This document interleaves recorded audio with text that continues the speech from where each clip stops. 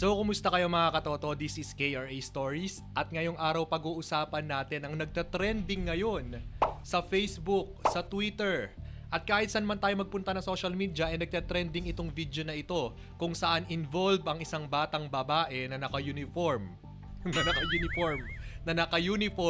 at ang isang security guard.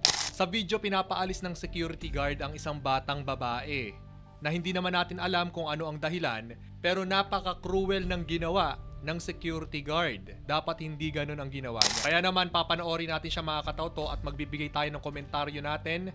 So, let's go! So, ayan, kinuha ng security guard ang sampagita. Sinira. Ay, sinipa. Ayan. Ang tapang din nung bata, no? Grabe naman yung security guard, sinipa pa yung bata. Ayan, tingnan natin. Inano pa yung ulo. Dapat pinaalis niya na lang ng maayos. Ayan, may kasama pa yata yung isang bata. May kasama pa siyang bata yung nakapula, yung pinapaalis din ng security guard. Grabe naman yung security guard. Dapat din niya na sinira. Sinipa pa niya yung bata. Grabe naman yan. So, ayan mga katoto.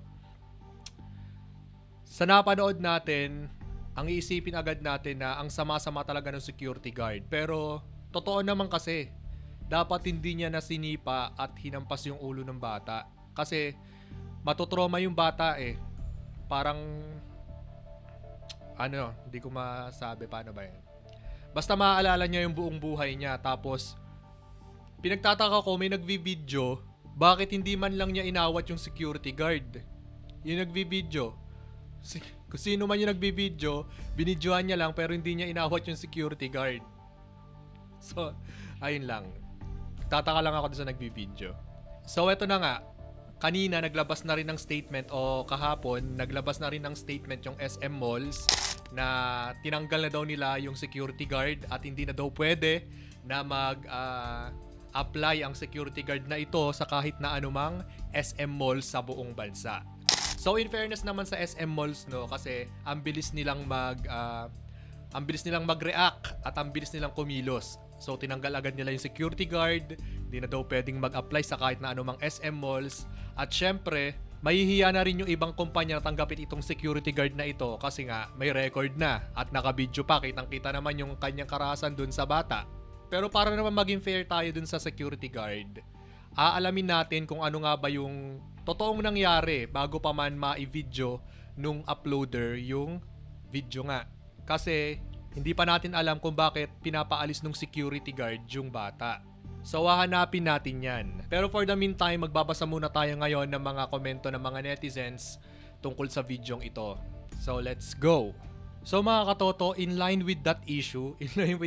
So mga katoto, dahil sa issue na yan, magbabasa tayo ng mga komento mula sa Reddit, sa Chika PH. Syempre, dyan tayo lagi kumukuha ng mga info, mga insights ng ibang tao sa mga real experience nila, sa mga karanasan nila.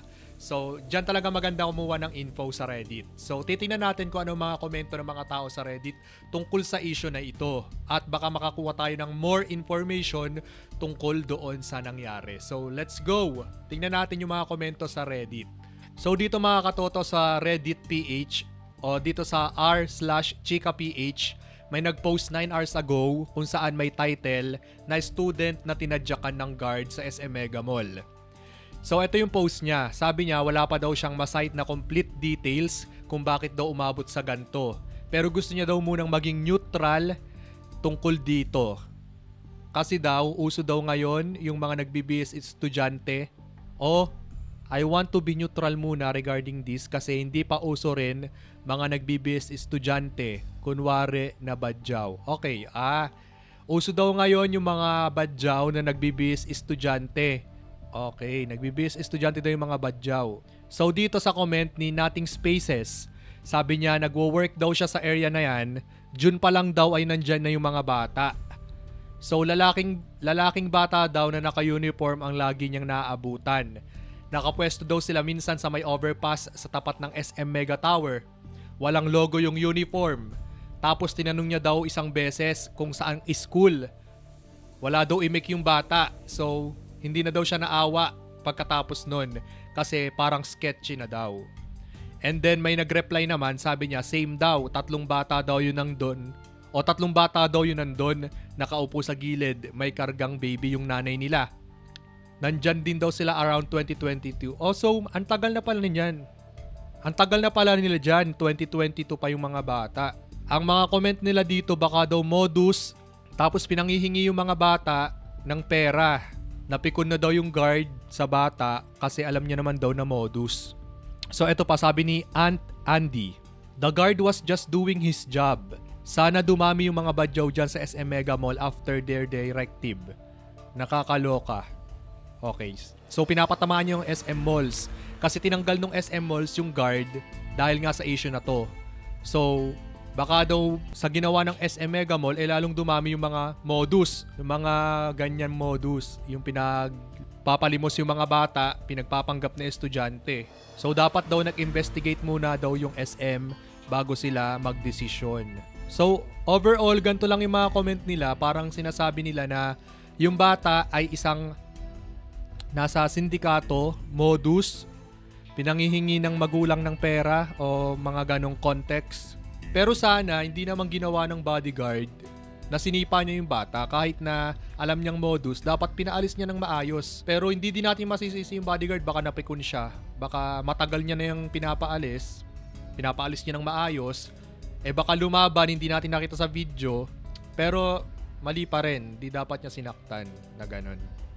Tapos yung, ayun nga, yung nagbibideo dapat, dapat tinulungan niya yung bata kung ano. So ayun lang naman. So ayun nga, nakita natin sa Reddit na baka daw ang mga batang ito ay pinapalimos lang ng kanilang mga nanay o kaya ng mga sindikato, di natin alam, sa SM Mega Mall na yan. Tapos, pinagpapanggap sila mga estudyante. So ayun mga katoto, ang mga insights ng mga netizens sa Reddit.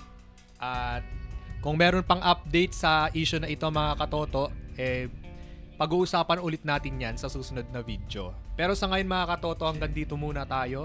And inaanyayahan ko po kayo ulit na mag-subscribe, mag-follow sa ating Facebook page, at mag-react, mag-comment tungkol sa issue natin ngayong araw. So, magkita-kita ulit tayo mga katoto sa susunod na video. Bye-bye!